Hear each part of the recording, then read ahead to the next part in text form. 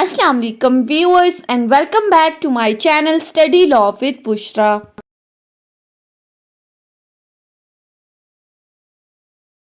So we were discussing Constitution of Pakistan 1973. We have discussed up till Article 26. In this video we are going to discuss Article 27 and Article 28.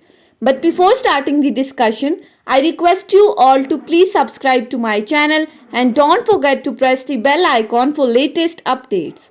Do share this video with your friends and don't forget to comment your feedback. So let's move towards the discussion. Starting with Article 27.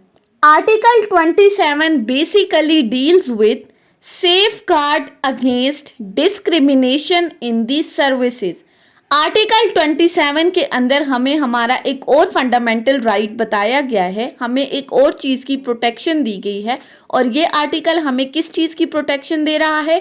Discrimination in services की। यानी कि ये article मुलाजमतों से related बात कर रहा है कि मुलाजमत देते वक्त, जॉब देते वक्त जो डिस्क्रिमिनेशन की जाती है उसकी प्रोटेक्शन की गई है। कैसे? अब आर्टिकल 27 क्लॉज 1 कहती है No citizen otherwise qualified for the appointment in the services of Pakistan shall be discriminated against in respect of any such appointment on the ground of race, religion, caste, sex, residence or place of birth. इस article की clause 1 में कहा गया है कि अगर पाकिस्तान का कोई शहरी किसी भी जॉब के लिए क्वालिफाइड है, मीन्स टू से कि जो उस जॉब की डिमांड है वो उस पर पूरा उतर रहा है, जो उस जॉब की रिक्वायरमेंट है, जो क्राइटेरिया है उसको फुलफिल कर रहा है, तो ऐसी सूरत में उस सिटीज़न को सिर्फ इस बिना पर उस जॉब से डिस्क्वालीफाई नहीं किया जाएगा कि उसका रिलीजन, कास्ट, सेक्स, रेजिडेंस या प्लेस ऑफ बर्थ अलग है। यानी कि सिर्फ रंग, नस्ल, तासब, ज़ात और साथ में मज़हब की बुनियाद पर सिर्फ और सिर्फ आप उस बंदे को डिस्क्रिमिनेट नहीं कर सकते। अगर वो पर्सन एक जॉब की रिक्वायरमेंट को फुलफिल कर रहा है, उसके क्राइटेरिया पर पूरा उतर रहा है, तो पाकिस्तान के किसी भी सिटीजन को आप इस बिना पर डिस्क्वालीफाई नहीं कर सकते, उसको वो जॉब मिलनी ज़रूरी है। इसी के साथ अब एक प्रोवाइजो अटैच की गई है और वो प्रोवाइजो कहती है for a period not exceeding 40 years from the commencing day post may be reserved for the person belonging to any class or area to secure their adequate representation in the services of Pakistan. ये proviso कहती है कि commencing day से लेकर, अब commencing day से क्या मुराद है? यानी कि जिस दिन से पाकिस्तान बना था उस दिन से अगले 40 साल तक पोस्ट जो हैं वो रिजर्व की जाएंगी किसी भी ऐसे specific class of the citizen के लिए, उन specific class of the persons के लिए वो पोस्ट रिजर्व की जाएंगी ताकि पाकिस्तान की सर्विसेज के अंदर उनकी रिप्रेजेंटेशन को सिक्योर किया जा सके, उनकी रिप्रेजेंटेशन को डेवलप किया जा सके। तो 40 साल के अंदर अंदर पोस्ट उनके लिए रिजर्व की जाएंगी। जैसे फॉर एग्जांपल बलूचिस्तान में हमारा कोटा सिस्टम है, इस तरह की जो स्पेसिफिक क्लास के लिए जॉब रिजर्व की जाती हैं उसकी बात की गई है। फिर इसके साथ एक और प्रोवाइजो अटैच की गई है और वो प्रोवाइजो क्या कहती है? Provided further that in the interest of the said service specified post or services may be reserved for the member of either sex if such post or services entail the performance of duties and functions which cannot be adequately performed by the members of the other sex.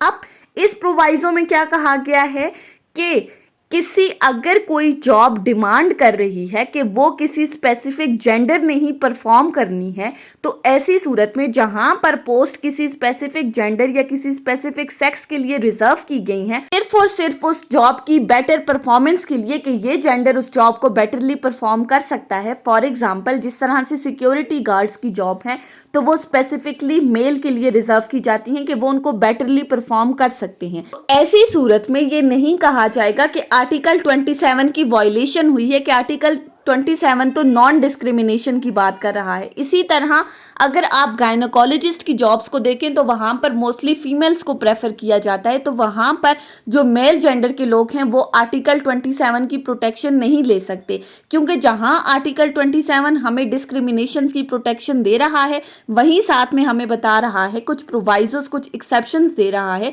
कि अगर specific class के लिए reserve की गई है तो वो सिर्फ स्पेसिफिक क्लास के पर्सन ही उस जॉब को परफॉर्म करेंगे। इसके साथ आर्टिकल 27 नेक्स्ट प्रोवाइजो क्या कहती है? Provided that under the representation of any area or class in the services of Pakistan may be redressed in such manner as may be determined by the parliament. इस proviso में कहा गया है कि अगर कोई एरिया किसी specific class of the persons को रिप्रेजेंट कर रहा है तो वहां पर उन specific class of the persons को जो सीट्स हैं वो दी जाएंगी according to the act of parliament, यानी कि मजलिस शूरा ने जो तरीकाकार बताया है उसके अकॉर्डिंग उनको सीट्स की अलॉटमेंट की जाएगी। उसके बाद आर्टिकल 27 क्लॉज 2 क्या कहती है? Nothing in clause 1 shall prevent any provincial government or any local or other authority in a province from prescribing in relation to any post or class of the service under that government or authority condition as to the residence in a province for a period not exceeding 3 years prior to the appointment under that government or authority। Clause 2 में कहा गया है कि clause 1 में जो discrimination की बात की है कि किसी भी पर्सन को सर्विसेज ऑफ पाकिस्तान में रेस, कलर, कास्ट या रिलीजन की बेसिस पे डिस्क्रिमिनेट नहीं किया जाएगा, तो ये क्लॉज कहती है कि वो बातें जो हमने क्लॉज 1 में पढ़ी हैं वो किसी भी प्रोविंशियल गवर्नमेंट या किसी भी लोकल अथॉरिटी को एक प्रोविंस के अंदर उस चीज़ से नहीं रोक रही कि जहां पर वो पोस्ट को रिजर्व कर रहे हैं किसी ऐसे क्लास ऑफ द पर्सन्स के लिए इस कंडीशन की बिना पर कि वो तमाम बंदे जो कि इस प्रोविंस के अंदर पिछले 3 साल से रह रहे हैं वो इस जॉब के लिए क्वालिफाइड हैं। तो वहां पर ये नहीं कहा जाएगा कि आर्टिकल 27 की वायलेशन हुई है, बल्कि हर प्रोविंस के अंदर कोई भी लोकल अथॉरिटी या प्रोविंशियल गवर्नमेंट ऐसी जॉब्स को ऑफर कर सकते हैं। ये था आर्टिकल 27। अब आ जाते हैं आर्टिकल 28 के ऊपर। आर्टिकल 28 इस वीडियो का भी लास्ट आर्टिकल है और इसी के साथ हमारा फंडामेंटल राइट्स भी इसी आर्टिकल के साथ खत्म हो रहे हैं। सो आर्टिकल 28 क्या कहता है? Preservation of language, script and culture. अब यहाँ पर लैंग्वेज, स्क्रिप्ट एंड कल्चर की बात की गई है। आर्टिकल 28 क्या कहता है? Subject to the article 251 any sections of the citizens having a distinct language, script or culture shall have the right to preserve and promote the same and subject to the law establish the institutions for that purposes।